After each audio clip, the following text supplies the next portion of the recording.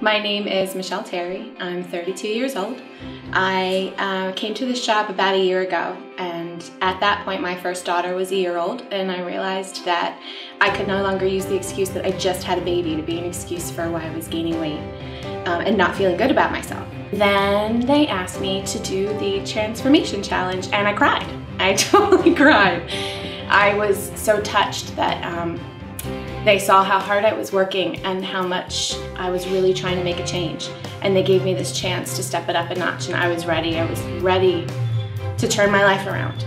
So I was scared to death after that. I cried and then I panicked.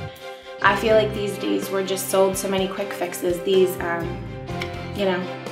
solution in a box, one size fits all, and that's not how it works. It's never worked that way for me. And I remember, I'm really spiritual, and I remember before I came to the shop, I just would pray, like, please just tell me what to do. If I need to accept being this heavy, I'll learn how to accept and love myself here.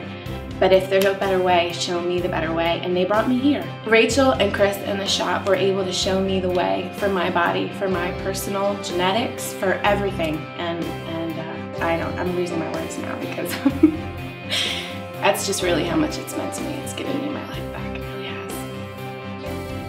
Because I didn't really get into this before, but I think it's such an important part of the process. Is I started out this challenge thinking, I'll do the best I can for 8 weeks and then I'll go back to whatever I'm doing. I just didn't realize that this is a lifestyle change. This is what I want to do now. I don't want to go back. This is my new life.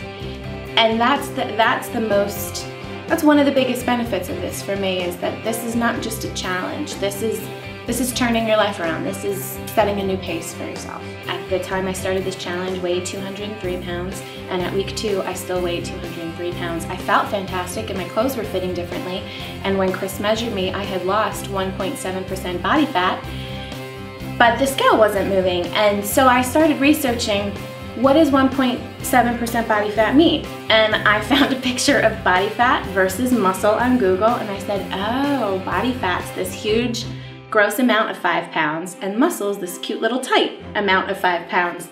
And so I started doing the math, and I said, okay, if I lose 1.7%, if I lose 3%, that's this much body fat, blah, blah, blah. I learned that I had 140 pounds of lean body mass and so many pounds of fat. And then I said, wait a minute.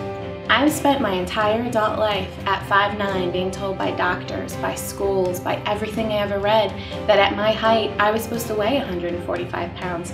I've spent my whole life trying to get that scale to say 145, and I realized I'm never going to weigh that much. I'm not supposed to. It's not my genetics. At a healthy average amount of body fat, maybe I'll weigh 180, maybe I'll weigh 190. 190, that's crazy. It's nuts. That blew my mind.